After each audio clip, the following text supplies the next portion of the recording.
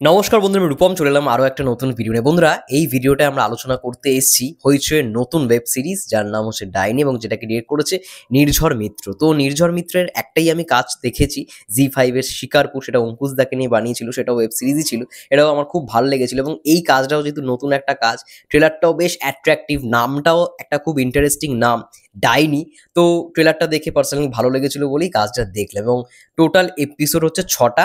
আমি যখন ভিডিওটা বানাচ্ছি তখন রাত 2:30 বাজে। তো কাজটা দেখার পরেই আমি ভিডিওটা শুট করতে বসে গেলাম। তো কাজটা কেমন লাগলো? দেখো, ওভারঅল যদি আমি এক কথায় যদি কাজটা নিয়ে কথা বলি বা রিভিউ দিই, আমি বলবো যে একটা মোটামুটি ভালোই একটা কাজ দেখলাম। খুব ভালোও বলবো না, আবার খুব বাজেও বলবো না, কিন্তু একটা মানে কি বলবো, ওয়েল মেড সিরিজ বলা যেতে পারে। বা একটা ভালো, মানে তুমি কম্প্যাক্ট একটা সিরিজ যদি দেখতে চাও তাহলে বলবো এটা একটা বিঞ্জ ওয়াচ সিরিজ। ঠিক আছে, ভালো লেগেছে, গল্পটাও খুব ভালো। দেখো, ট্রেলারটা দেখে কিছুটা হলেও তোমরা আঁচ করতে পেরেছো।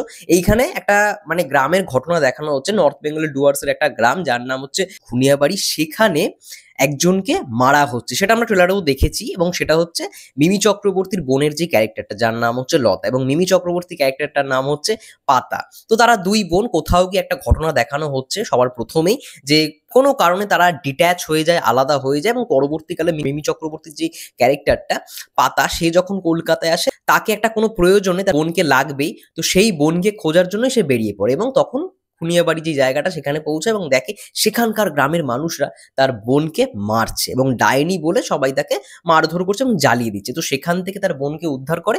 এই নিয়েই পুরো সিরিজটা।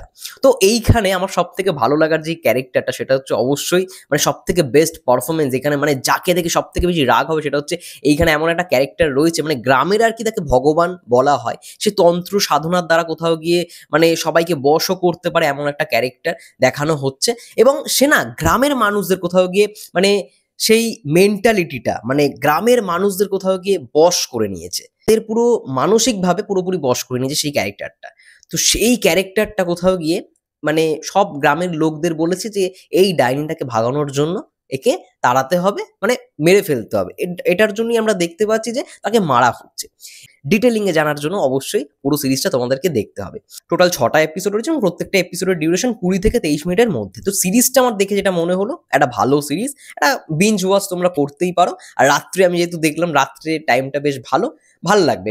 প্রত্যেকটা সিরিজ বা প্রত্যেকটা কাজ দেখারই না একটা আলাদা মুড হওয়া দরকার। মানে সকালে এক ধরনের কাজ দেখা উচিত, রাত্রে এক ধরনের কাজ দেখা উচিত, বিকেলে এক ধরনের কাজ দেখা উচিত। তো এই কাজটা যেহেতু মানে 12টা নাগাদ, 12টার পরেই স্ট্রিমিং হওয়া শুরু হয়ে গেছিল বলে আমি চটজলদি দেখে নিলাম এবং তার জন্য এই ভিডিওটা শেয়ার করলাম। ভালো। এখানে পারফরমেন্স নিয়ে যদি কথা বলি, এখানে কৌশানী মুখার্জি, মানে যিনি আর কি এখানে ডাইনির ক্যারেক্টার তোমরা যাকে দেখতে পারবে, তাকে বেশ ভাল লাগছে, সে ভালো অভিনয় করেছে। এক একটা সিন ছিল খুব ইমোশনাল।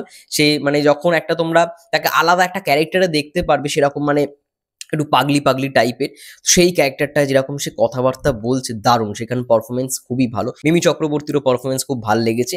এছাড়াও ওভারঅল যদি সিরিজটাকে নিয়ে কথা বলি, খুব ভালো, অনেকগুলো ক্যারেক্টারই আমরা দেখতে পাচ্ছি। এবং এইখানে একটা সিন রয়েছে, মানে বিশেষ করে যখন দেখবে একজন প্রেগনেন্ট মহিলা, সে আর কি হসপিটালে আসবে এবং সেই মুহূর্তের পর থেকে না কোথাও কি সিরিজটা একটা মানে পিক আপ নেবে, কোথাও গিয়ে সেই মুহূর্তটার পর থেকেই সিরিজটা কোথাও গিয়ে একটু ভালো রকমের পিক আপ নেয়। এবং শেষ এপিসোডটা, একদম 6 নম্বর এপিসোডটা আমার দারুণ লাগে, মানে বেশ ভালো। 6 নম্বর এপিসোডটা সবাই মানে এনজয় করবে। টোটাল 6টা এপিসোড রয়েছে। তোমরা আই থিঙ্ক ফার্স্ট, সেকেন্ড, থার্ডে যেরকম ভাবে মুড নিয়ে দেখবে, আমার মনে হয় থার্ডের পর থেকে কোথাও গিয়ে পিক আপটা যখন নেবে না, তখন আরো ভালো লাগবে, সিরিজটার প্রতি একটা আরো ইন্টারেস্ট গ্রো করবে। এবং কেন কেন ওকে ডাইনি বলা হচ্ছে সেটাও তোমরা বুঝতে পারবে। মানে এই যে এখন এই জিনিসটা পুরোপুরি মানে অনেক জায়গাতেই হচ্ছে, তার জন্য শেষে একটা মেসেজ রয়েছে যে আমরা এখন কিন্তু 2025-এ মানে লিভ করছি, কিন্তু তাও 2023 সালে, 2024 সালে এরকম অনেক অনেক জায়গায় এরকম ঘটনা কিন্তু ঘটেছে। মানে মহিলাদের অনেক অনেক নাম নিয়ে এরকম ভাবে মারার চেষ্টা করা হয়েছে। মানে অন্ধবিশ্বাস বলা হয় না, অন্ধবিশ্বাস, কুসংস্কার, কিন্তু সায়েন্টিফিক যে ব্যাখ্যাটা, বৈজ্ঞানিক যে ব্যাখ্যাটা, সেটাই কোথাও গিয়ে কেউ জানে না। ফলে কি হয়, মানে যাকে পারি তাকেই আমরা দোষারোপ করে সমস্ত কিছু বুঝে নিই, কিন্তু পরবর্তীকালেও সেই জিনিসটা কিন্তু সেখানে থেমে যায় না, এটা চলতেই থাকে, কারণ বৈজ্ঞানিক কারণটা জানি না। এটাই হচ্ছে মেন ব্যাপার। এবং এটার মাধ্যমে খুব বড় একটা ভালো মেসেজ দিয়েছে ডিরেক্টর। ভালো ভালো কিছু অ্যাকশন সিকোয়েন্সও রয়েছে কাজটার মধ্যে। মিমি চক্রবর্তী অ্যাকশন করছে, ওই দৃশ্যগুলো খুব ভালো। একটা দৃশ্য রয়েছে, মানে মিমি চক্রবর্তী মারছে মারছে, ট্রেলারেও ওই ঝলকটা ছিল, মুখের মধ্যে রক্তটা মানে ছিটছে আর কি অল্প অল্প করে।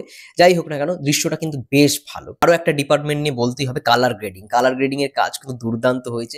যখন এইখানে ব্যাক স্টোরিটা আর কি দেখানো হবে সেই মুহূর্তের যে কালার কম্বিনেশনটা এখানে ইউজ করা হয়েছে এটা খুব দেখতে ভাল লাগছে। এছাড়াও বিজিএম এর কাজ ভাল লেগেছে। ওভারঅল যে লোকেশন মানে যেই লোকেশনে শুট হয়েছে, নর্থ বেঙ্গল আমরা দেখতে পাচ্ছি বেশিরভাগ লোকেশনে শুট হয়েছে। তো ওই জিনিসগুলো দেখতে বা জায়গাগুলোয় খুব মানানসই বিষয়টা কিন্তু এসছে।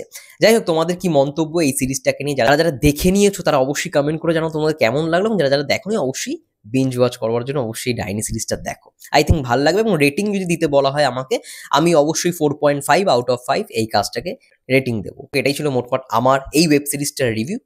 সবাই ভালো থেকো, সুস্থ থেকো, টেক কেয়ার।